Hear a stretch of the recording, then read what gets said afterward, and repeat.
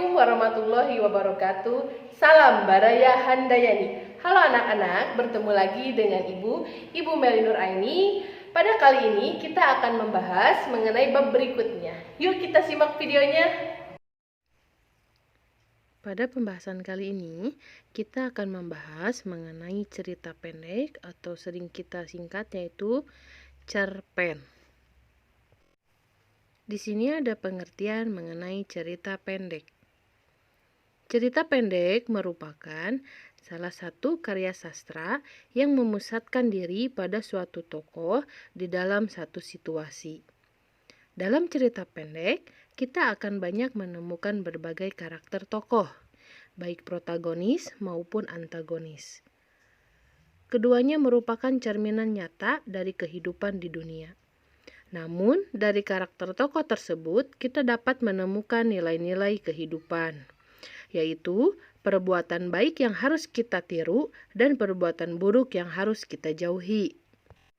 Struktur cerita pendek secara umum dibentuk oleh A. Bagian pengenalan cerita, B. Penanjakan menuju konflik, C. Puncak konflik, D. Penurunan konflik, dan E. Penyelesaian konflik.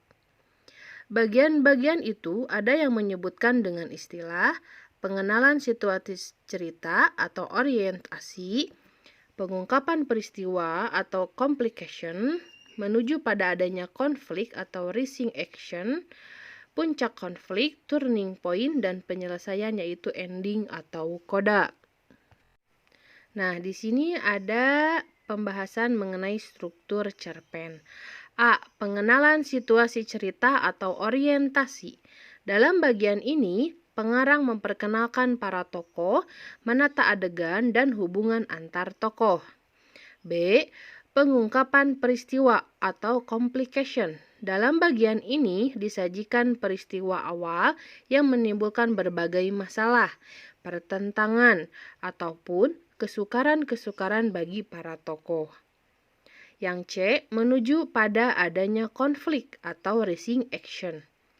Terjadi peningkatan perhatian kegembiraan, kehebohan, ataupun keterlibatan berbagai situasi yang menyebabkan bertambahnya kesukaran tokoh. D. Menuju konflik atau turning point. Bagian ini disebut pula sebagai klimaks. Inilah bagian cerita yang besar dan mendebarkan. Pada bagian ini ditentukan pula perubahan nasib beberapa tokohnya, misalnya apakah dia kemudian berhasil menyelesaikan masalahnya ataupun gagal. Yang E, di sini ada penyelesaian atau ending atau coda.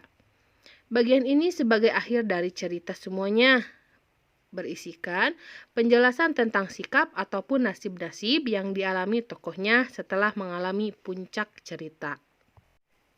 Dan di sini juga ada ciri-ciri kebahasaan cerpen. 1.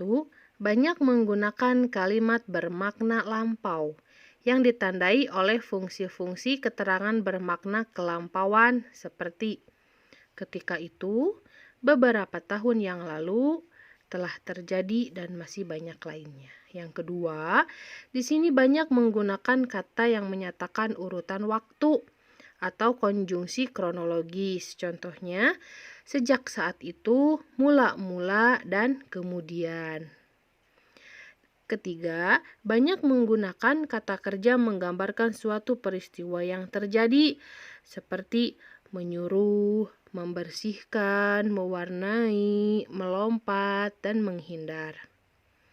Yang keempat, banyak menggunakan kata kerja yang menunjukkan kalimat tak langsung, seperti mengatakan bahwa, menceritakan tentang, dan menuturkan. Dan yang kelima, banyak menggunakan kata kerja yang menyatakan sesuatu yang dipikirkan atau dirasakan oleh tokoh, seperti merasakan, menginginkan, dan mengharapkan.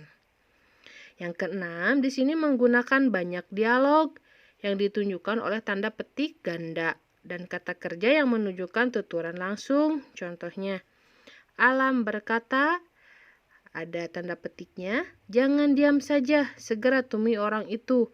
Dan kemudian di akhirnya menggunakan tanda petik juga.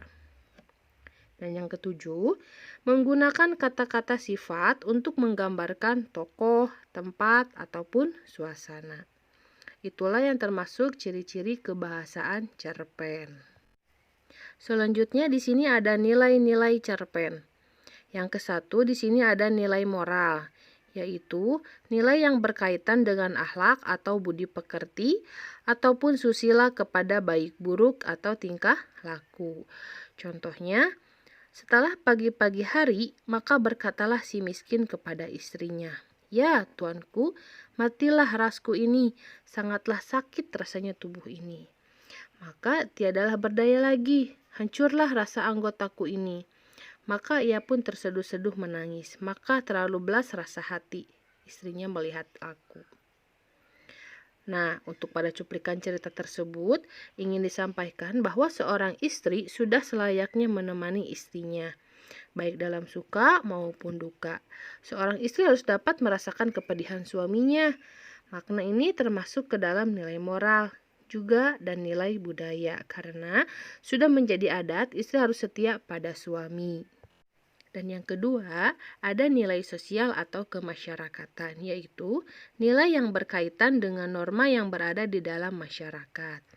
Di sini ada contohnya, namun dari sebelah kiriku tertiup bau keringat melalui udara yang dialirkan dengan kipas dan koran. Dari belakang terus-menerus mengepul asap rokok dari mulut seorang lelaki setengah mengantuk. Nah, pada cuplikan di atas itu, tersebut ingin disampaikan rasa peduli akan lingkungan sekitarnya.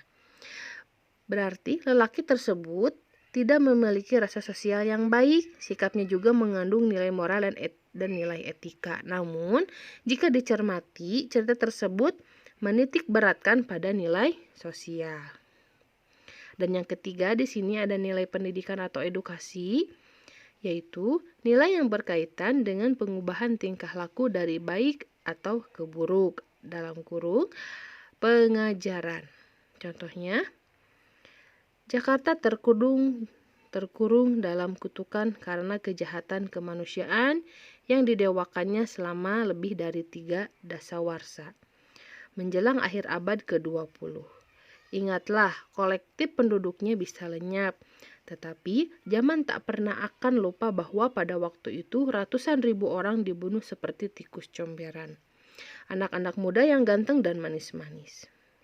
Dan yang contoh yang kedua, yang bercita-cita sangatlah sederhana. Hanya sekedar untuk bisa meludah karena tak tahan mencium bau amis para penguasa.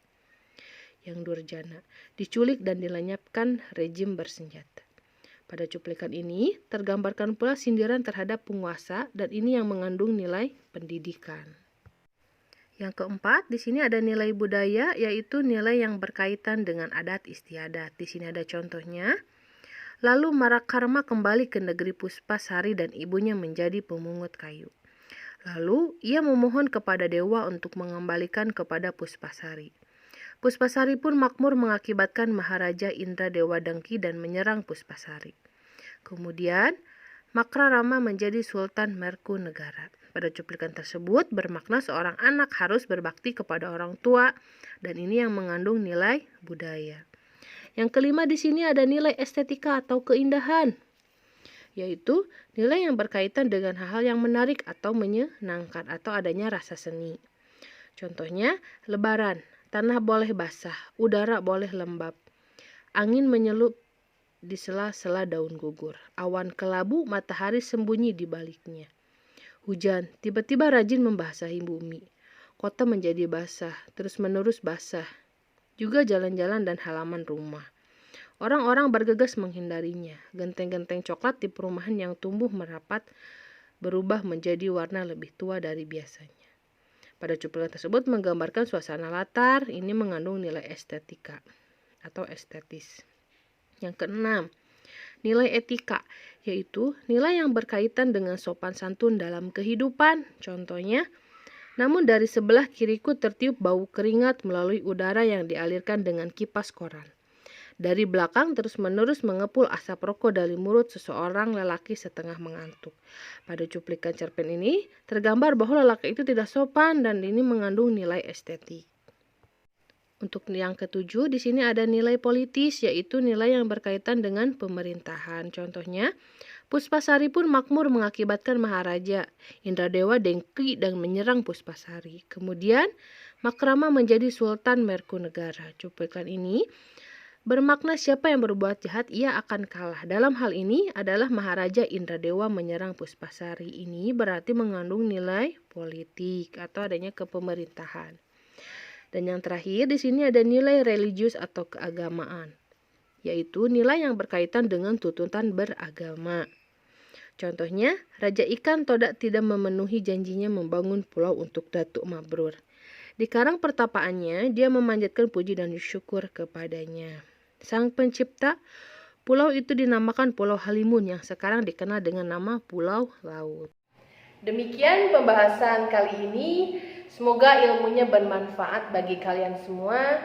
Jangan lupa subscribe, like, comment, and share. Wassalamualaikum warahmatullahi wabarakatuh.